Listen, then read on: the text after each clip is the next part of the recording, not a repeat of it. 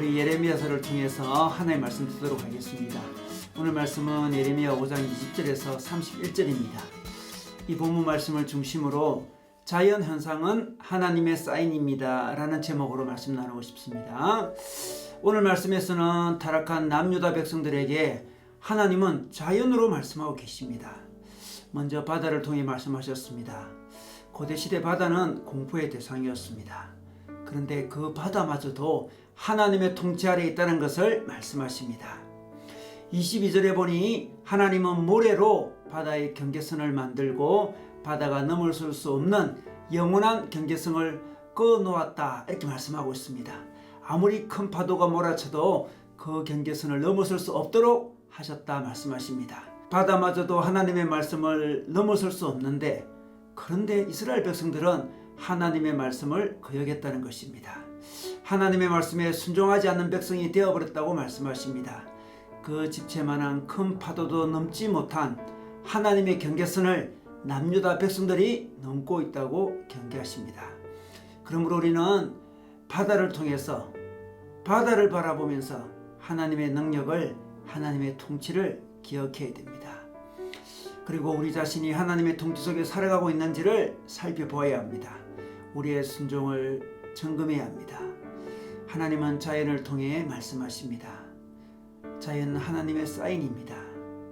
하나님은 자연을 통해 당신의 능력을 우리가 기억하도록 하십니다. 또한 우리가 우리의 신앙을 자연을 통해 회복하기를 원하십니다. 그리고 하나님은 오늘 비를 소개하고 있습니다. 만물을 보존하시는 자연현상인 비를 소개하고 있는 것입니다. 이스라엘의 풍부한 농작물의 수확과 직결되는 이른 비와 늦은 비를 하나님이 내려주신다고 말씀하고 있습니다. 이른 비는 8월 말부터 10월 초까지 내리는 가을비입니다. 이는 밭의 경작과 파종을 가능하게 하는 중요한 비죠. 그리고 늦은 비는 3월에서 4월에 내리는 봄비를 가리킵니다. 이는 곡물의 결실을 풍성하게 하는 비입니다. 하나님은 이렇게 이른 비와 늦은 비를 통하여 이스라엘을 축복하셨습니다. 이른 비와 늦은 비는 하나님의 은혜의 증거였습니다. 그런데 하나님의 백성이 이 은혜를 저버렸습니다. 이른 비와 늦은 비의 은혜를 잊었습니다. 대신 그들은 가나안의 우상이었던 바알이라는 농경신이 비를 내려줄 것이라고 믿고 바알신을 섬겼습니다.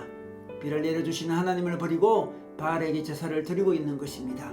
그래서 예레미야 당대에 하나님은 이스라엘에게 비를 내리지 않았습니다. 가뭄이 찾아왔습니다. 그러면 백성들이 하나님께 회개할 줄 알았습니다. 그런데 백성들이 고집을 피웠습니다.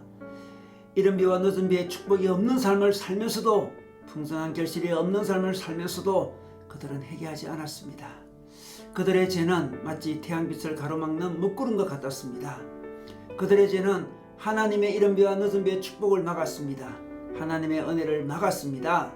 이와 같이 하나님은 당신의 백성들에게 자연현상을 통하여 교훈하고 계십니다.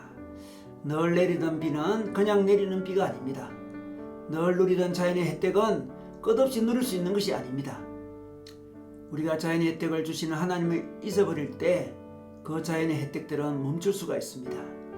지금 우리는 코로나로 인해서 이전에 누렸던, 너무나 당연하게 누렸던 일상을 누리지 못하고 있습니다. 이전의 일상이 얼마나 소중했는지 깨닫고 있습니다. 간절히 이전으로 돌아가고 싶습니다. 그런데 우리 인생에 당연한 것은 없습니다. 스스로 존재하는 자연은 없습니다. 하나님의 은혜입니다. 그러므로 우리는 당연히 누리던 자연의 은혜가 멈출 때 회개해야 합니다. 코로나는 우리로 자신을 돌아보게 하는 기회입니다. 개인적으로 누리던 어떤 것이 멈출 때 우리는 또한 자신을 돌아봐야 합니다. 그리고 회개할 부분이 있다면 회개해야 합니다. 그러지 못하면, 우리가 회개하지 못하면 우리는 축복 없는 삶을, 은혜 없는 삶을 계속 살아갈 수밖에 없습니다. 요즘 이른 비가 멈췄습니까? 늦은 비가 멈췄습니까? 하나님께 돌아가야 합니다. 요즘 삶에 낙이 없습니까? 삶에 풍성함이 없습니까? 하나님께 다시 나아가야 됩니다.